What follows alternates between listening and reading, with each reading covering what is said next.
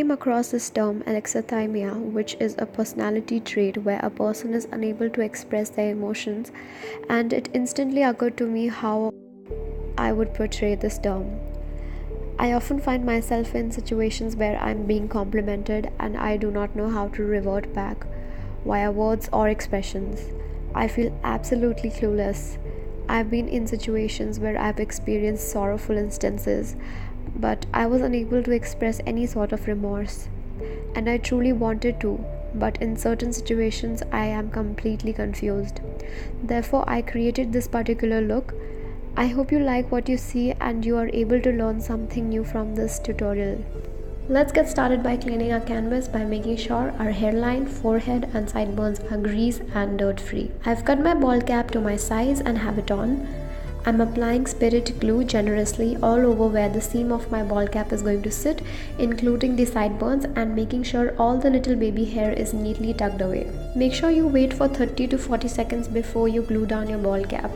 It's extremely important to make sure that the spirit glue is tacky. Now carefully tug onto your ball cap and apply it to the center of your forehead first, making your way out onto the sideburn and press hard and flat.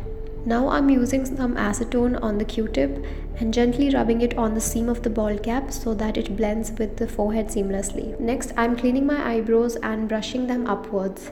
I don't want my hair to poke through, therefore I'll be flattening my brows by applying spirit gum followed by some scar wax, which I DIY'd using 2:1:1 parts of flour, hair wax and petroleum jelly.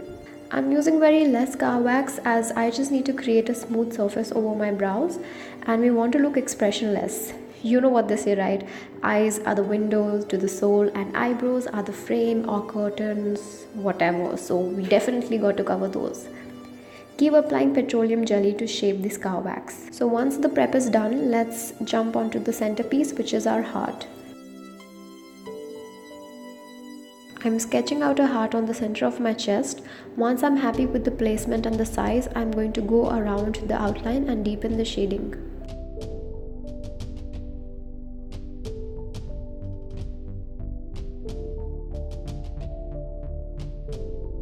I'm applying a black cream base and will top it off with some powder shadow to set the base. Doing so is going to intensify the pop that we will be adding next. I want to depict that this particular robot is just like any one of us and has all these feelings and emotions brewing within its heart. So I'm using all these rainbow colors from the NYX Ultimate Brights palette. Now I'm stippling some black light activated paints on the shadow to intensify the pop. I'm using a white cream paint outside the black line. This is going to give dimension to the heart and create an illusion of the sunken emotions.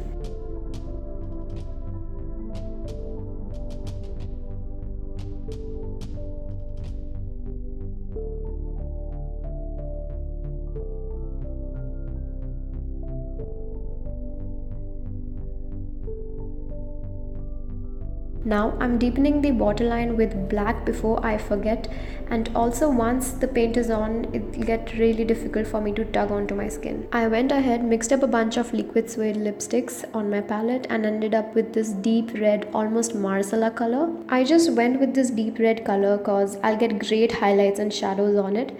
There's no philosophical relevance that I'm trying to associate with the base color being red over here. I'm taking a black shadow and deepening the crease to create a hollow eye socket. Next, I'm just contouring my face how I normally would, but with some unusual dark contour shades from the palette. Contouring the bridge of my nose to make it appear longer and sharper. I mixed up a pink coral lipstick with a white cream paint and dabbing it onto my highlight areas. That's the best part about makeup, you guys. You can mix almost anything to get something that you don't have. Of course, keeping in mind the textures and the finish of the products you'd like to mix.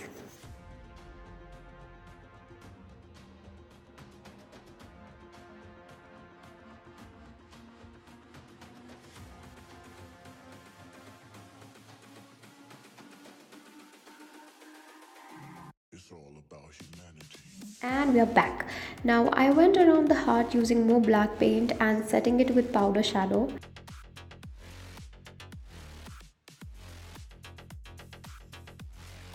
I'm creating these white stipples to create stems. This white is going to act as a base for the shadow we'll be going on with next.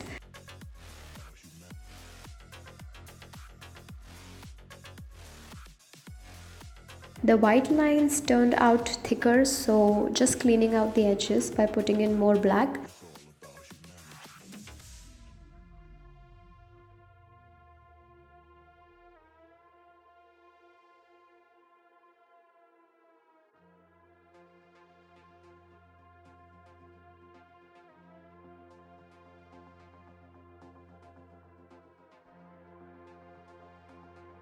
Now I'm adding a copper gold and a rusty pink on the white streaks.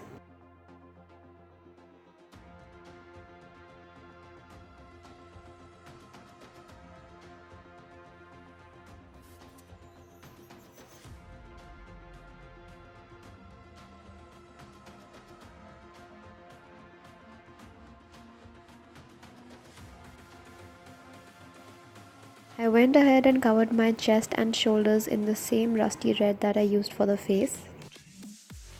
Highlighting the collarbones and shoulders with more of that pink and dabbing to blend it smoothly.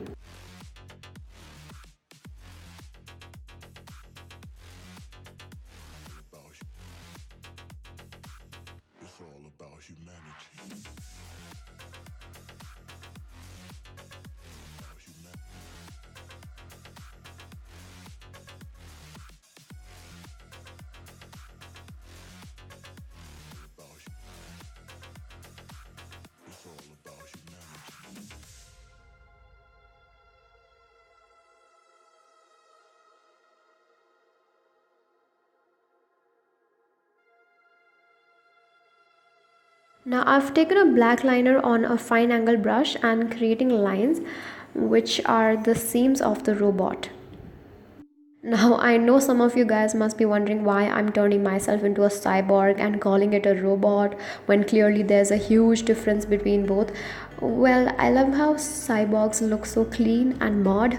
I personally didn't want to do a steampunky robot, maybe next time, but not today. Steady hands and help to get you better lines, be it straight or curvy. So make smaller strokes and try moving your body instead of your hands wherever possible. Pro tip! And do not worry if you make any boo-boos, everything is fixable.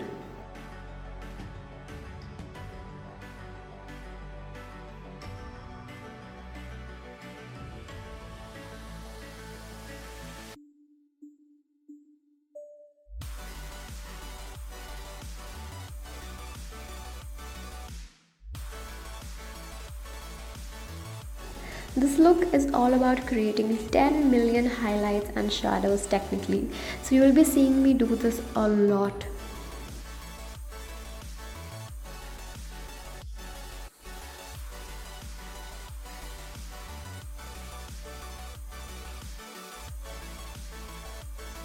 Now I'll add even more highlights using white.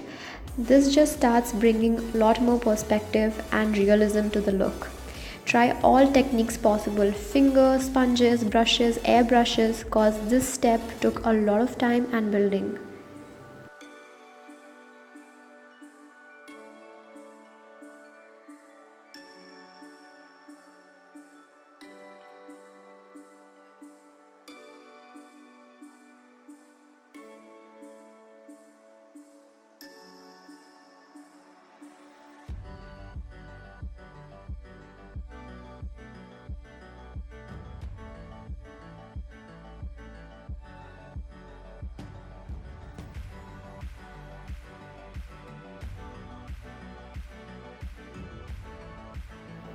With a flat angled brush, I'm doing all the remaining details on my face.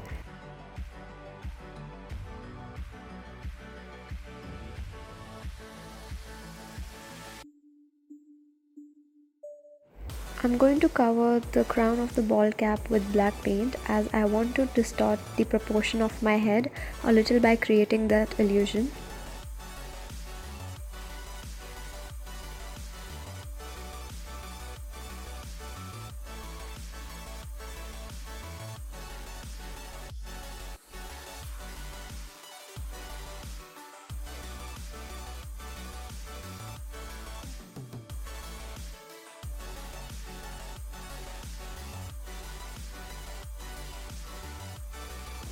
Like I said before, moving the head helps a lot better than moving the hands. So make sure that your elbows are placed on a steady flat surface and you're not moving your wrist and only moving your head while making curved lines on your face.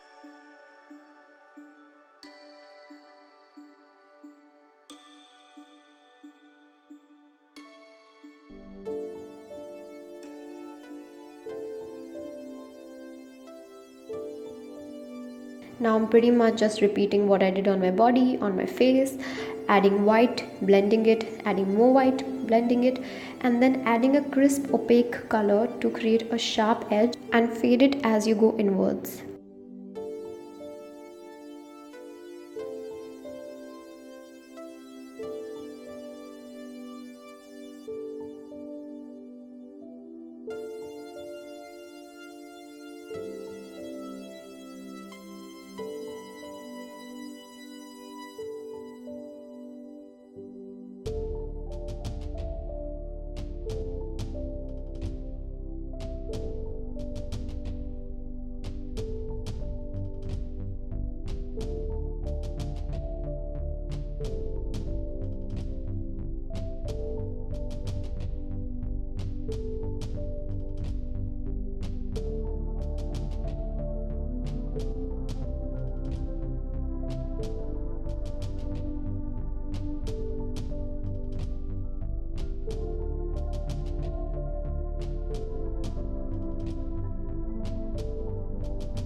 So this is it, you guys. This is my rendition of the term alexithymia. I hope you learned something new from this tutorial or were at least entertained. Please do not forget, if you liked what you saw, then make sure you vote for me to be in the top 6. It would mean the absolute world to me. Thank you for taking out your precious time to watch this tutorial.